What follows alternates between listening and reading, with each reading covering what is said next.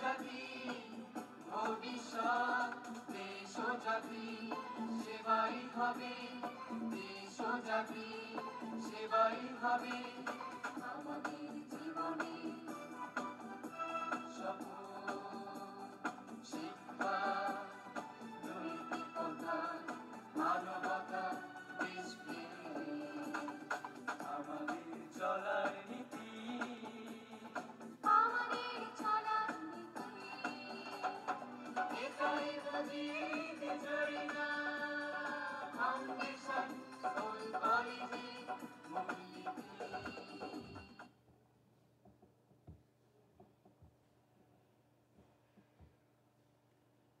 আসসালামু আলাইকুম সুপ্রিয় একাদশ শ্রেণীর শিক্ষার্থীবৃন্দ, Majid Zarina foundation school and college নরক কলিকাতা নড়িয়া সৈয়দপুরের পক্ষ থেকে আজকের অনলাইন ক্লাসে তোমাদেরকে স্বাগতম জানাচ্ছি।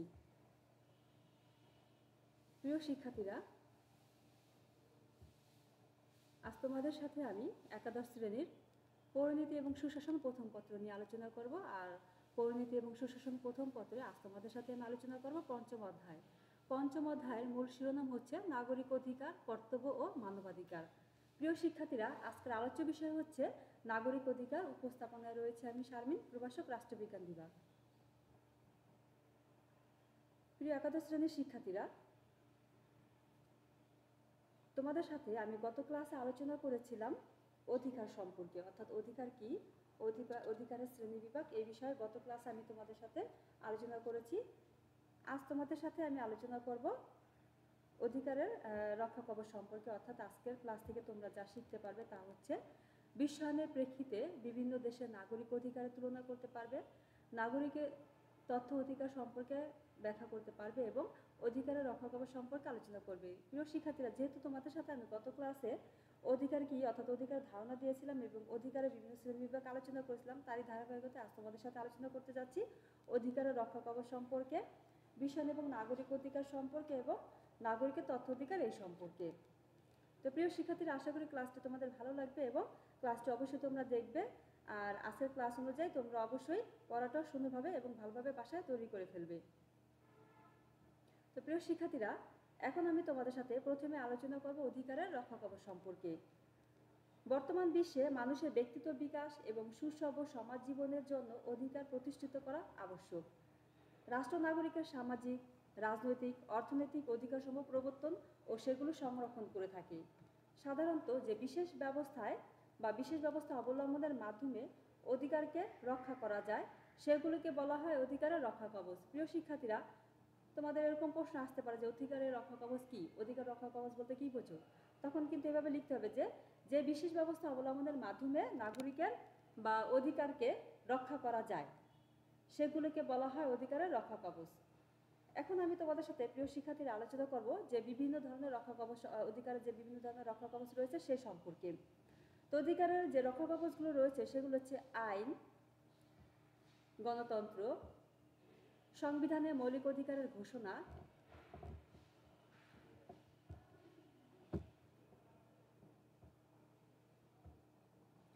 আইনের অনুশাসন, বিচার বিভাগের স্বাধীনতা, জনগণের সজাগ দৃষ্টি, ক্ষমতার স্বতন্ত্রীকরণ, দায়িত্বশীল সরকার, গণমাধ্যমের স্বাধীনতা এবং ক্ষমতার বিকেন্দ্রীকরণ। প্রিয় শিক্ষার্থীরা, অধিকারের রক্ষা কবচগুলো আমি পর্যায়ক্রমে তোমাদের সাথে এখন বিস্তারিত আলোচনা করব। প্রথমে আমি আলোচনা করব আইন সম্পর্কে। আইন হচ্ছে অধিকারের প্রধান রক্ষা কবচ। আইনের সুষ্ঠু ও যথাযথ প্রয়োগের ফলে অধিকার নিশ্চিত হয়। রাষ্ট্র কর্তৃক আইনের মাধ্যমে প্রদত্ত শাস্তির ভয়ে কেউ সাধারণত অন্যের অধিকার খর্ব করে না। এরপরে রয়েছে গণতন্ত্র। গণতন্ত্র এমন এক ধরনের শাসন ব্যবস্থা যেখানে জনগণই হচ্ছে কি সর্বময় ক্ষমতার অধিকারী। শাসন ব্যবস্থায় সক্রিয় অংশগ্রহণের মাধ্যমে নাগরিকগণ নিজেরাই তাদের অধিকার সংরক্ষণ করতে সক্ষম হবে গণতন্ত্রের মাধ্যমে। এরপর রয়েছে সংবিধানে মৌলিক অধিকারের ঘোষণা সম্পর্কে। নাগরিকগণ যেসব মৌলিক অধিকার ভোগ করবে সেগুলো দেশের সংবিধানে সন্নিবেশিত থাকবে, অর্থাৎ আমরা যে অধিকারগুলো ভোগ করব সেগুলো কোথায় সংবেশিত থাকবে? সংবিধানে। সরকার উক্ত অধিকার ভঙ্গ করলে জনগণ আদালতের মাধ্যমে প্রতিবিধানের ব্যবস্থা নিতে পারবে। অর্থাৎ সরকার যদি আমাদের এই মৌলিক অধিকারগুলো ভঙ্গ করে তাহলে কি করা যাবে? আইনের মাধ্যমে বা আদালতের মাধ্যমে এটার প্রতিবিধান করা যাবে। এরপর রয়েছে আইনের অনুশাসন। নাগরিক অধিকার নিশ্চিত ও নিরাপদ করতে যথাযথভাবে আইনের অনুশাসন প্রতিষ্ঠা করতে হবে। আইনের অনুশাসনের অর্থ হচ্ছে সর্বক্ষেত্রে আইনের প্রাধান্য, অর্থাৎ সব ক্ষেত্রে আইনকে প্রাধান্য দেওয়া। আইনের দৃষ্টিতে যেমন সবাই সমান এবং সবাই আইনের সমান আশ্রয় লাভের অধিকারী। এরপর হচ্ছে বিচার বিভাগের স্বাধীনতা সম্পর্কে। নাগরিক অধিকার রক্ষা করতে হলে বিচার বিভাগকে আইনের শাসন ও আইন বিভাগের নিয়ন্ত্রণ ও প্রভাবমুক্ত করতে হবে। বিচার বিভাগ যদি স্বাধীন ও নিরপেক্ষভাবে বিচার করতে পারে তবে প্রত্যেক নাগরিক তার অধিকার যথাযথভাবে ভোগ করতে সক্ষম হবে বা পারবে। এরপর রয়েছে জনগণের সজাগ দৃষ্টি সম্পর্কে। জনগণ যদি তাদের অধিকার সম্পর্কে সজাগ ও সচেতন থাকে তবে তাদের অধিকারে কেউ হস্তক্ষেপ করতে পারবে না। এই সম্পর্কে লাস্কি বলেছেন, যেমন ধরো, জনগণের সজাগ দৃষ্টি হচ্ছে কি অধিকারের অতন্ত্র প্রহরী। অর্থাৎ জনগণ যদি অধিকার সম্পর্কে সজাগ থাকেন তাহলে কি হবে? তাহলে তাদের এই অধিকারগুলো তারা যথাযথভাবে কি করতে পারবে? উপভোগ করতে পারবে এবং এই অধিকারের অনেকেই কি করতে পারবে না? হস্তক্ষেপ করতে পারবে না। অধিকার সম্পর্কে জনগণের সচেতনতাই হচ্ছে অধিকারের রক্ষা কবচ। এরপরে 7 নম্বর পয়েন্টে রয়েছে ক্ষমতার স্বতন্ত্রীকরণ। ক্ষমতার স্বতন্ত্রীকরণ অধিকারের অন্যতম রক্ষা কবচ। এ সম্পর্কে মন্তেস্কু নাগরিক অধিকার ও ব্যক্তি স্বাধীনতা রক্ষার জন্যই ক্ষমতা স্বতন্ত্রীকরণ নীতি প্রয়োগের কথা বলেছেন। সরকারের 3টি বিভাগের কাজে স্বাধীনতা ও স্বাতন্ত্র্য থাকলে জনগণের অধিকার হবে সুরক্ষিত।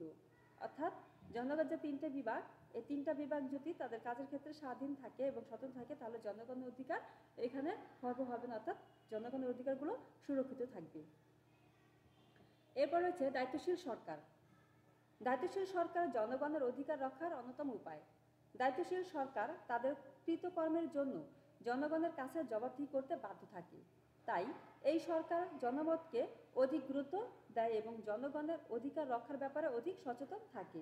এই জন্য সরকারকে কী করতে হবে? দায়িত্বশীল হতে হবে। এরপর রয়েছে গণমাধ্যমের স্বাধীনতা। গণমাধ্যমের স্বাধীনতা নাগরিক অধিকার রক্ষার জন্য অপরিহার্য।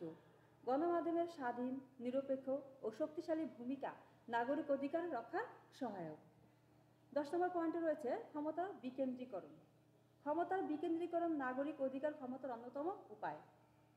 ক্ষমতার বিকেন্দ্রীকরণের ফলে জনগণের রাজনৈতিক অংশগ্রহণ বৃদ্ধি পায় ও জনগণের রাজনৈতিক সচেতনতা বৃদ্ধি পায়। ফলে শাসন বা শাসক শ্রেণীর স্বেচ্ছাচারিতা হ্রাস পায়। তাই ক্ষমতার বিকেন্দ্রীকরণ নাগরিক অধিকার রক্ষার জন্য অপরিহার্য। সুতরাং এখন আমরা বলতে পারি যে অধিকারের যে রক্ষা কবচগুলো আলোচনা করলাম, এক্ষেত্রে বলা যায় যে রাষ্ট্রের লক্ষ্য হলো নাগরিকের অধিকার উপভোগের অনুকূল পরিবেশ সৃষ্টি করা। কারণ অধিকার উপভোগের মাধ্যমেই ব্যক্তির ব্যক্তিত্ব বিকাশ সম্ভব হয়। আর অধিকারের রক্ষা কবচগুলো অনুকূল পরিবেশ সৃষ্টিতে ভূমিকা রাখে। প্রিয় শিক্ষার্থীরা, আশা করি অধিকার রক্ষা কবচগুলো বুঝতে পেরেছ। এখন আমি তোমাদের সাথে যে বিষয়ে আলোচনা করব সেটা হচ্ছে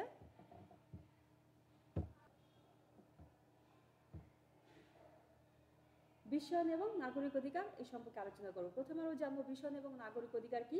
এরপরে বিভিন্ন ক্ষেত্রে যে নাগরিকের বিভিন্ন রাষ্ট্রের সাথে নাগরিক বিশ্বায়নের প্রেক্ষিতে নাগরিকের সাথে বা বিভিন্ন দেশের সাথে যে তুলনা সেটা আমরা পরে আলোচনা করব।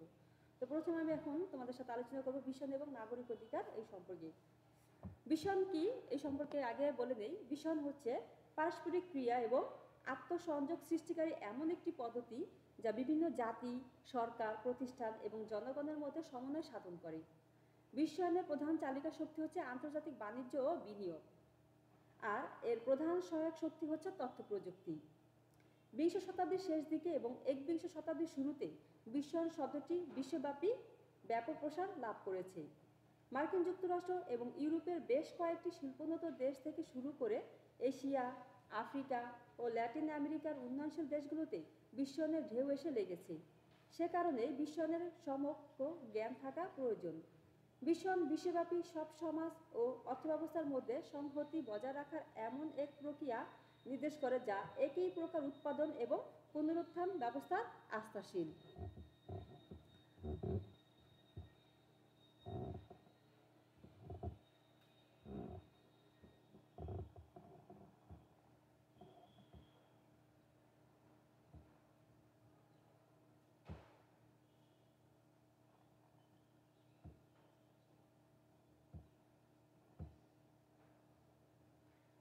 আধুনিক পুঁজিবাদ হচ্ছে এর মূল চালিকা শক্তি।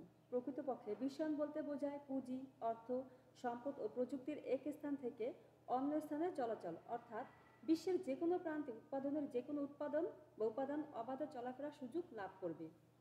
ফলে সংকুচিত হবে বিশ্বের পরিধি, বিশ্ব পরিচিতি পাবে বিশ্বগ্রাম হিসেবে। এখন বিশ্বায়নের মূল কথা হচ্ছে কি? বিশ্বায়নের মূল কথা হচ্ছে বাণিজ্য নীতি বা কৌশল অবলম্বন, অর্থাৎ এক দেশের বাণিজ্য অপর দেশের বাণিজ্যের সাথে যুক্ত হওয়ার কিংবা বাণিজ্যের ক্ষেত্রে কোনো রকম বাধা নিষেধ আরোপিত না করার যে প্রক্রিয়া, সেটি হচ্ছে বিশ্বায়ন। প্রিয় শিক্ষার্থীরা, বিশ্বায়নকে এই বিষয়ে জানতে পারলে, তো বিশ্বায়নের সংজ্ঞা দিতে গিয়ে ম্যাকগ্রু বলেন, আধুনিক বিশ্ব ব্যবস্থার অন্তর্গত বিভিন্ন রাষ্ট্র ও সমাজের মধ্যে বহুবিধ সংযোগ ও সম্পর্কের নিমিত্তকে বলা হয় বিশ্বায়ন। অর্থাৎ বিশ্বায়ন হচ্ছে এমন একটি সামগ্রিক সম্প্রদায়ের মধ্যে বিশ্ববাসীকে নিয়ে আসার প্রক্রিয়া। আন্তর্জাতিক মুদ্রা তহবিল IMF 2000 সালে বিশ্বায়ন সম্পর্কে 4টি মৌলিক দিক প্রকাশ করেছে। সেগুলো হচ্ছে বাণিজ্য এবং বিনিময় করা, অর্থাৎ বাণিজ্য এবং বিনিময় করা। 2 নম্বর হচ্ছে পুঁজি ও বিনিয়োগ অবাধে চলাচলের ব্যবস্থা করা। 3 নম্বরের পয়েন্টে রয়েছে দেশান্তর ও মানুষের চলাচলের ব্যবস্থা করা, এবং 4 নম্বরে রয়েছে জ্ঞানের প্রসার করা। এই সংজ্ঞাগুলো আলোকে বলা যায় যে বিশ্বায়ন হচ্ছে বিশ্বকে একত্রীভূত করার প্রক্রিয়া, একটি পণ্য, পুঁজি, বিনিয়োগ ও জ্ঞানের বিশ্বব্যাপী অবাধ প্রবাহের এমন একটি প্রক্রিয়া যা জাতি রাষ্ট্রের ধারণাকে সীমিত করে বৈশ্বিক নাগরিকত্ব ধারণাকে তুলে ধরে। পরিবেশ, সংস্কৃতি, রাজনৈতিক পদ্ধতি, অর্থনৈতিক উন্নয়ন ও প্রগতি এবং মানবিক ও সামাজিক অগ্রগতি সব কিছুর ওপরে বিশ্বায়নের সুস্পষ্ট প্রভাব রয়েছে। ঠিক তেমনি বিভিন্ন দেশের নাগরিক অধিকারের ক্ষেত্রেও বিশ্বায়নের প্রভাব লক্ষ্য করা যায়। বাংলাদেশের নাগরিকত্ব আইনে উল্লেখ ছিল, বাংলাদেশি নারী হবে কি বিদেশি নাগরিককে বিয়ে করলে স্বামী বাংলাদেশের নাগরিকত্ব পাবে না। কিন্তু বাংলাদেশের 2009 সালে নাগরিকত্ব আইনটি সংশোধন করে বলা হয়, বাংলাদেশি মহিলার বিদেশি স্বামী 4 বছর বাংলাদেশে অবস্থান করলে নাগরিকত্ব পাবে। আইনটি বা নাগরিক অধিকারের বিষয়টি পরিবর্তনের ক্ষেত্রে বিশ্বায়ন যথেষ্ট ভূমিকা রেখেছে।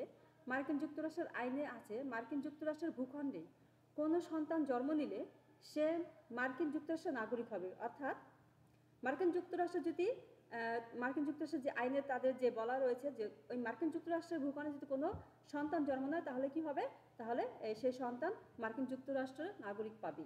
আর বাংলাদেশের ক্ষেত্রে বলা হয়েছে, বাংলাদেশের স্বামী, অর্থাৎ কোনো বাংলাদেশি নারী যদি কোনো বিদেশি নাগরিক স্বামী কাউকে বিয়ে করতে চায় তাহলে কি হবে? ওই বিদেশি স্বামী তার 4 বছর পর বাংলাদেশের নাগরিকত্ব পাবে। কিন্তু সম্প্রতি বিধানটি বাতিলের দাবি জানিয়েছেন দেশটির বিরোধী দল রিপাবলিকান পার্টির বেশ কয়েকজন সিনেটর। রিপাবলিকান সিনেটররা বলেছেন, জন্মসূত্রে নাগরিকত্ব পাওয়ার সুযোগ নিতেই অনেক বিদেশি কেবল সন্তান জন্ম দেওয়ার জন্যই মার্কিন যুক্তরাষ্ট্রে আসেন। এই সুযোগ ও প্রবণতা বন্ধ করতেই আইনটি বাতিল করা প্রয়োজন। এ দাবি ওঠার পেছনে মূল কারণ হলো বিশ্বায়ন। বিশ্বায়নের কল্যাণের মানুষ পুরো বিশ্ব সম্পর্কে অনেক বেশি জানছে এবং পাশাপাশি বিভিন্ন দেশও ভ্রমণ করছে। এক্ষেত্রে আরেকটি উদাহরণ দেওয়া যাক, যেমন হচ্ছে সম্প্রতি জার্মানির সাংবিধানিক আদালত রায় দিয়েছে যে জার্মানিতে আশ্রয় প্রার্থীদের ধার্য ভাতা ও সামাজিক সুরক্ষার মাত্রা অত্যন্ত কম, যা সংবিধান বিরোধী। তাই আশ্রয় প্রার্থীদের ক্ষেত্রে জার্মান নাগরিকদের জন্য নির্ধারিত মানদণ্ড প্রয়োগ করতে হবে, অর্থাৎ নাগরিকের অধিকার বিষয়টিও সময়ের সাথে সঙ্গতি রেখে পরিবর্তিত হয়।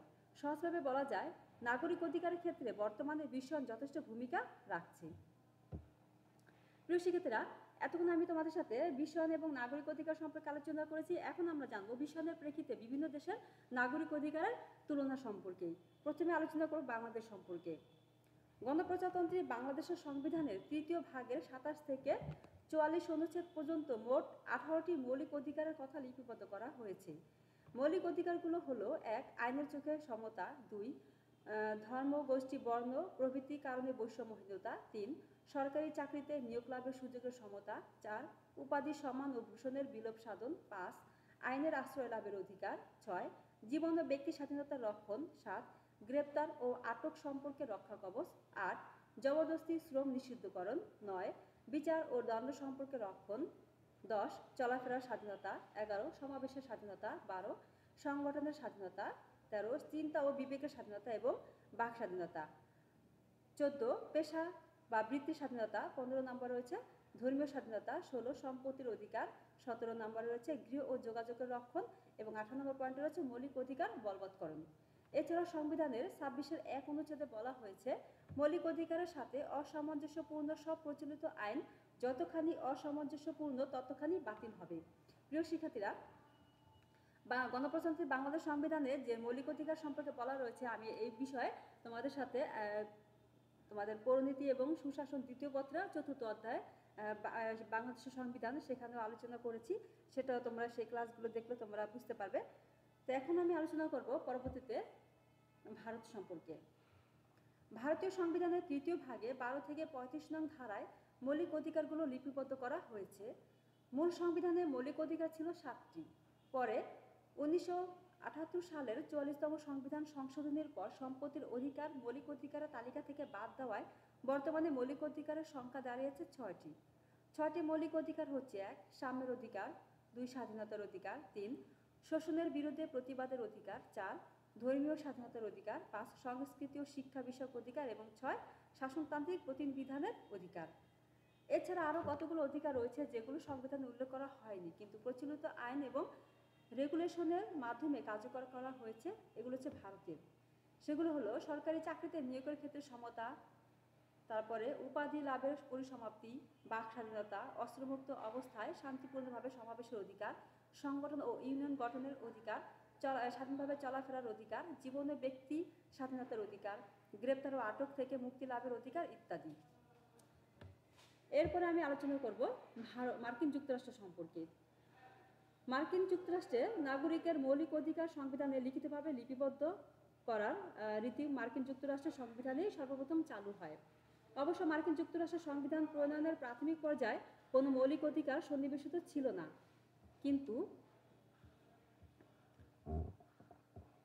কিন্তু পরবর্তীকালে সংবিধানের প্রথম 10টি সংশোধনী দ্বারা মৌলিক অধিকার সংবিধানে সন্নিবেশ করা হয়। মৌলিক অধিকারগুলো হচ্ছে: ধর্মাচরণের স্বাধীনতা, বাক স্বাধীনতা, মুদ্রণের স্বাধীনতা, চলাফেরার স্বাধীনতা, অভিযুক্ত হলে আইনের যথাযথ প্রক্রিয়ার মাধ্যমে বিচার পাওয়ার অধিকার ইত্যাদি। এরপর আলোচনা করব গ্রেট ব্রিটেন। গ্রেট ব্রিটেনের সংবিধান হলো মূলত অলিখিত সংবিধান। তাই ব্রিটেনের নাগরিকদের অধিকারগুলো যদিও লিখিত নেই, তবুও সেখানকার মানুষ অন্য যে কোনো দেশের নাগরিকদের চেয়ে বাস্তবে বেশি অধিকার ভোগ করে থাকে। গ্রেট ব্রিটেনের নাগরিকগণ যেসব অধিকার ভোগ করে সেগুলোর মধ্যে অন্যতম হচ্ছে ব্যক্তি স্বাধীনতার অধিকার, গ্রেপ্তার ও আটক থেকে মুক্তি লাভের অধিকার, সম্পত্তি ভোগের অধিকার, বাক স্বাধীনতা, সমাবেশের স্বাধীনতা, সংগঠনের স্বাধীনতা ইত্যাদি। এরপর রয়েছে ফ্রান্স সম্পর্কে। ফ্রান্সের সংবিধানে নাগরিক অধিকার ও স্বাধীনতার উপর গুরুত্বারোপ করা হয়েছে। ফ্রান্সের সংবিধানে গণতান্ত্রিক অধিকারের নিশ্চয়তা বিধানের জন্য স্বাধীনতা, সাম্য, মৈত্রীর অধিকার সহ জনগণের আত্মনিয়ন্ত্রণের অধিকার, আইনের চোখে সমান অধিকার প্রতিষ্ঠা, সকল মতামতের প্রতি শ্রদ্ধা প্রদর্শন, প্রাপ্তবয়স্ক সকল নাগরিকের জন্য ভোটাধিকার সহ রাজনৈতিক অধিকারের নিশ্চয়তা বিধানের কথা বলা হয়েছে। এরপর আলোচনা করব জাপান সম্পর্কে। জাপান এশিয়ার একটি উন্নত দেশ। যুদ্ধোত্তর জাপানের সংবিধানে নাগরিকদের অধিকার ও কর্তব্যসমূহ গুরুত্ব সহকারে সন্নিবেশ করা হয়েছে। জাপানের নাগরিকগণ যেসব অধিকার ভোগ করেন সেগুলো হচ্ছে: নাগরিকরা বাক স্বাধীনতা, লেখা, প্রকাশনা, জনসমাবেশ এবং সংগঠনের অধিকার পাবে। ধর্মীয় বিশ্বাস এবং চিন্তা ও বিবেকের স্বাধীনতা পাবে। পারিবারিক ও সামাজিকভাবে নারী পুরুষের সমতা, সমান শিক্ষা লাভ, ন্যায্য মজুরি পাবার অধিকার এবং সামাজিকভাবে ন্যূনতম মান বজায় রেখে সভ্যভাবে বেঁচে থাকার অধিকার ইত্যাদির নিশ্চয়তা সংবিধানে দান করেছে। এরপর আলোচনা করব অস্ট্রেলিয়া সম্পর্কে। অস্ট্রেলিয়া একটি উদার ও গণতান্ত্রিক রাষ্ট্র। অস্ট্রেলিয়ার একজন নাগরিক আইন মান্য করলে, জুরি হিসেবে দায়িত্ব পালন করলে, নির্বাচনে ভোট প্রদান করলে বেশ কিছু অধিকার ভোগ করতে থাকে। যেমন নাগরিকগণ ফেডারেল, স্টেট অথবা টেরিটরি নির্বাচনে ভোটাধিকার প্রয়োগ করতে পারে। আইনের শাসন এবং শান্তিপূর্ণ নাগরিকগণ জীবনযাপনের অধিকার লাভ করে। নাগরিকগণ ধর্ম, বর্ণ, বংশ নির্বিশেষে সমান সম্মান লাভ করে এবং বাক স্বাধীনতা ও মত প্রকাশের অধিকার ভোগ করে। প্রিয় শিক্ষার্থীরা, আমি এখন তোমাদের সাথে বিশ্বায়নের প্রেক্ষিতে বিভিন্ন দেশের নাগরিকের অধিকারের তুলনা এ বিষয়ে আলোচনা করেছি। এই ক্ষেত্রে বাংলাদেশ, ভারত, মার্কিন যুক্তরাষ্ট্র, great Britain, France, Japan, Australia এই দেশগুলো সম্পর্কে তোমাদের সাথে সম্পর্ক তুলে ধরেছি। সুতরাং আমি সবশেষে এখন বলতে পারি যে বিশ্বায়নের যুগে বিশ্ব নাগরিক হিসেবে প্রত্যেক নাগরিক তার কাজের স্বীকৃতিস্বরূপ আন্তর্জাতিক খেতাব, সম্মান ও পুরস্কার লাভের অধিকারী। Nobel, Magsaysay, Oscar, Pulitzer, Booker প্রভৃতি আন্তর্জাতিক পুরস্কার বিশ্বায়নের আশীর্বাদ স্বরূপ। সুতরাং নাগরিকের অধিকারের ক্ষেত্রে বর্তমানে বিশ্বায়ন যথেষ্ট ভূমিকা রাখছে। বিশ্বায়নের ফলে নাগরিকের প্রশ্নে জনসচেতনতা বৃদ্ধি পাওয়ায় পৃথিবীর প্রায় সব রাষ্ট্রে অধিকারের ধারণা বিশ্বজনীন রূপ প্রয়োগ করতে চলেছে। প্রিয় শিক্ষার্থীরা, এই ছিল আজকের ক্লাস। তো সবাই ভালো থাকবে এবং সুস্থ থাকবে। প্রিয় শিক্ষার্থীরা, আর আজকের ক্লাসটি তোমরা অবশ্যই বাসায় মনোযোগ দিয়ে দেখবে এবং আজকের ক্লাস অনুযায়ী তোমাদের টেক্সট বই থেকেও তোমরা পড়াটা আরেকটু দেখে নেবে। তো প্রিয় শিক্ষার্থীরা, যদি তোমাদের আজকের ক্লাস সম্পর্কে যদি কিছু বলার থাকে, অর্থাৎ যদি কোনো প্রশ্ন থাকে, তাহলে অবশ্যই তোমরা কমেন্টস বক্সে আমাকে জানাবে, কমেন্ট করবে, আর আমি আশা করব তোমাদের সেই প্রশ্নের উত্তর দিতে। আর যদি ভালো লাগে সে বিষয়ে জানাতে পারো। তো সবাই ভালো থাকবে এবং সুস্থ থাকবে, আর সবাই নিরাপদে থাকবে এবং আমাদের জন্য দোয়া করবে।